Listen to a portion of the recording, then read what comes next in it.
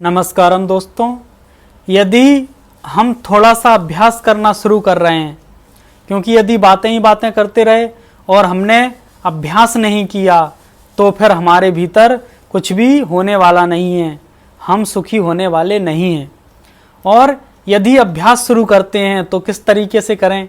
हमने बैठने की बात की थी कि हमको कुछ नहीं, बस एक जगह पर बैठना स्टार्ट करना है, चाहे चेयर पे ही बैठना स्टार्ट करो और आंखें बंद करके देखना है कि चल क्या रहा है।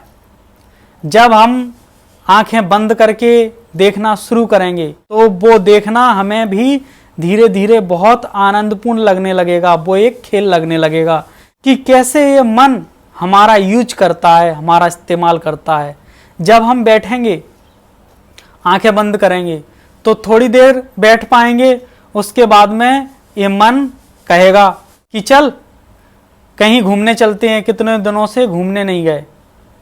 फिर तुम होश रखना, तुम देखना और कहना कि नहीं नहीं कहीं जाने की जरूरत नहीं, बैठे हैं। फिर ठीक है, थोड़ी देर वो शांत हो जाएगा।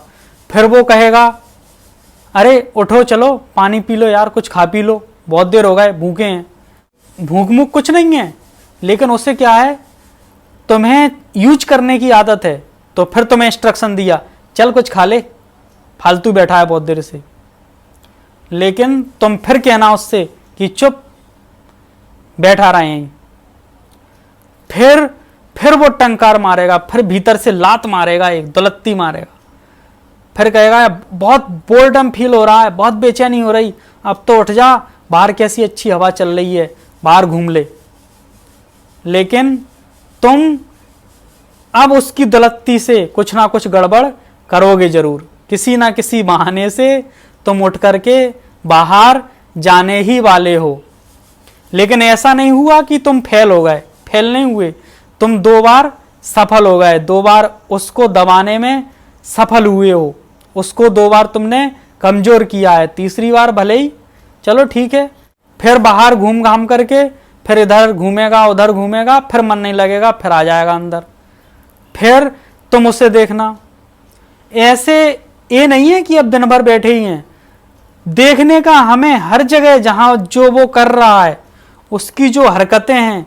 जैसे हम किसी नदी के किनारे पर बैठ करके उसके बहती हुई धार की हरकतों को देखें कि वो कैसे बहती हैं, कहाँ टकराती हैं, किसको बहा करके ले जा रही हैं।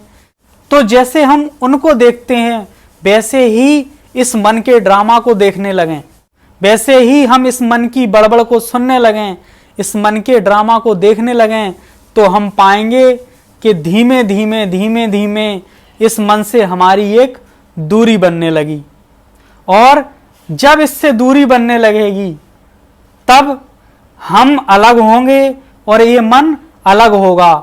मन और शरीर हमसे अलग हैं, ये हमारे हैं लेकिन ये हम नहीं हैं।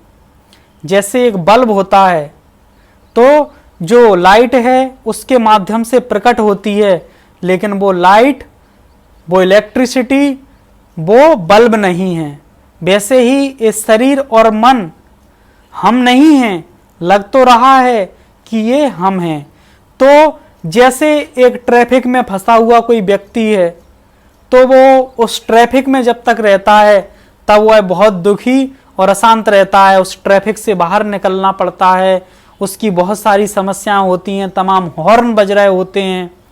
लेकिन यदि वो ट्रैफिक में नहीं है, वो उसके ऊपर हेलीकॉप्टर में चल रहा है, तो उसे नीचे के ट्रैफिक से कोई लेना देना नहीं होता है। वैसे ही अभ्यास करते करते इस शरीर से, इस मन से हमारी दूरी बनने लगेगी, तो इसके जो सुख दुख हैं वो इसके सुख दुख तो होंगे, लेकिन वो हमारे सुख दुख नहीं बन पाएंगे, उनसे हमारी एक दूरी बनने लगेगी। वैसे ही इस शरीर ने जो कर्म किए हैं, हम कहते हैं ना कि कर्म का फल भोगना पड़ता है, तो वो इस शरीर को मिलेंगे, लेकिन हम उन कर्मों को एक तमाशे की तरह देखेंगे, एक ड्रामा की तरह देखेंगे, हम उनसे दुखी नहीं होंगे। जैसे रामकृष्ण परमहंस को कैंसर हुआ, तो जैसे और लोग देखते थे कि इस व्यक्ति को रोग है, वैसे ही रामकृष्ण परमहंस भी देखते थे कि इस शरीर को रोग है, लेकिन वो रोगी नहीं थे। स्वामी विवेकानंद ने कहा कि इतने दिनों से आपने कुछ खाया पिया नहीं, माँ काली से बोल दो, वो आपका ये रोग ठीक कर देगी, जिससे कम से कम आप खा पी तो पाएं। उन्होंने कहा कि इतने तुम सबके जो कंठ हैं, इनसे मैं खा पी तो रहा हूं। इसके पीछे बहुत गहराई है कि जब व्यक्ति कोई साक्षी होता है, तब जैसे तुम उसके शरीर को देखते हो, वैसे ही वो भी अपने शरीर को देखता है दूर खड़ा हुआ। वह उस शरीर के सुख दुख में लिप्त नहीं रहता है, और जब वह सुख दुख में लिप्त नहीं रहता है, साक्षी हो जाता है, तब सभी कर्म उससे अछूते रहते हैं, सभी सुख दुख उससे अछूते रहते हैं, और तब उसका जीवन वैसे ही बन जाता है जैसे हम किसी थिएटर में किसी मूवी को देख रहे होते हैं। वो भी अपने जीवन में घटित घटनाओं को वैसे ही देख रहा होता है। धन्यवाद।